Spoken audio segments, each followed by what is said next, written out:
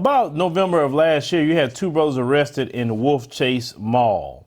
Now, the brother that was named Montavious Smith and his three friends found themselves being escorted out of the mall by police for violating a so-called no hoodie policy.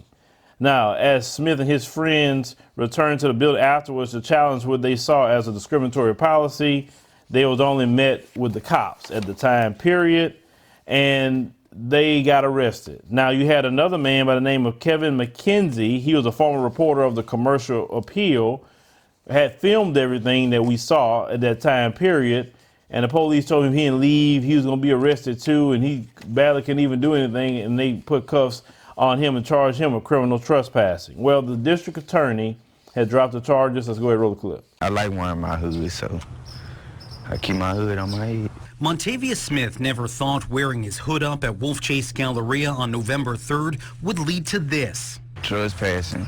I thought I was finna go to jail the same night. Unknown to him and three friends, they broke mall policy for wearing hoodies. The cuffs came out when they asked why. Community backlash was swift. Systemic racism is real. Rye Estep was just one of many people to stand up questioning mall policy. She and a group of friends, all white, wore hoodies to the mall after Smith's arrest. She says they didn't receive harsh treatment like that of Smith and his friends. We all pulled our hoods up over our heads, hid our faces on purpose. And the only thing that happened to us is someone came up very politely and says, "Excuse me, ma'am, could you take your hood off your head, please? Thank you so much." That's not fair. 2 months later, the charges against Smith were dropped. So what's changed at the mall? In a statement, management said Wolfchase Galleria continues its long-standing practice of reviewing and enhancing security policies and procedures. Wolfchase Galleria's code of conduct states that hoodies are acceptable as long as the guest's face remains visible. As for Smith, he's glad video of his arrest went public. So people can see the racial profiling that had went on, and it's gonna make a change. Now, as they dropped the charges, they still had to pay court costs. I don't know why. The one brother by the name of Montavious Smith paid $115.50 in court fees, and the brother that used to work for the newspaper paid $108.50, according to the local news. Now, we know, and as you heard, they had some white women go in there and do the exact same thing, and nothing happened to them. And they were just really exposing white advantage in this country. And so when they exposed white advantage, they really couldn't prosecute them when they saw that. I mean, come on, they would have prosecuted them after that. Boy, they would have had a big lawsuit on their hands, and those brothers would have got paid very, very well. The thing is, if a mall has some sort of policy that says no hoodie, then I don't want to be in that mall. Not to say I walk in the building and I want hoods on my head, because the way I feel about a hoodie is made for everyone to wear if you need to wear it. All the time I put the hood on my head unless it's raining or it's cold and I'm outside. When I go inside of a building, I take the hood off because, I don't need it inside of a building. But to each his own. I don't know why a person would have on a hood or not.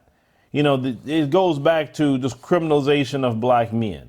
Because if it wasn't you criminalizing black men, then this wouldn't even be a story. Because if it was just a hoodie thing, when the 4 white women did it, you would have stopped them and arrested them too. But it's not it's just a rules thing. You know how a lot of Caucasians like to try to tell us, it's just rules. You guys don't want to follow the rules. No, it's not about rules. It's a way you enforce rules. And the rules are enforced by the letter on black people. But when it comes to Caucasians having white advantage, all of a sudden you don't want to enforce these rules all of a sudden. You get what I'm saying? So yes, it is thoroughly discrimination. Even though the charges got dropped, I still will sue that mall based upon how they treated the 4 white women who went in there to prove that that policy only put in place and enforced on black people and not enforced on Caucasian people at all. And then if I won my lawsuit, I would have broke off those 4 white women a little change too, because I was like, man, good looking out for what you did. If it wouldn't been for y'all, I wouldn't have got this change. So, hey, there you go. I believe in breaking somebody off some change, and I know good way to help me. I have no problem doing that. But this mall and you heard the young brother say he ain't going back, that's right. We do not need to spend our money nowhere. You have to understand the power that you have is in the purse. And the money is what this country is addicted to and greedy by, okay? If black folks would say, and if black folks actually stay on some sort of code we talk about, but we do not enact it, because if black folks in that town would have said, oh, okay, so you gonna arrest some brothers behind this? Okay, we ain't spending a dime in your mall. It's just that simple until you drop them charges. And if black folks would have stayed on code, them charges would have been dropped long time ago. It wouldn't even waited this long. Anytime we pull back our money from them, they start getting some act right.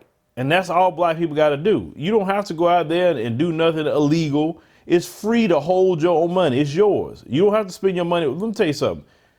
You don't spend your money with nobody that won't treat you right. It's just that simple. I don't do it.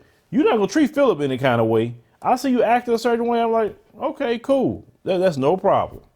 But I'm going to leave and I'm not coming back. And then I will make a report here about what happened to me. I will give their name. I'll give the business and show the video of how I was treated. And then I just wouldn't go back. So, you know, that's how we got to have to operate with, you know, these businesses that want to be discriminatory toward black people. You may not like black people, but you definitely love black dollars. And just on that alone, they're supposed to respect you. But leave me a comment, let me know what you think about this particular story with these brothers getting the charges dropped. But, you know, don't let nobody treat you any kind of way, brothers and sisters. There's nothing in those stores that you got to have that you can't get from somewhere else.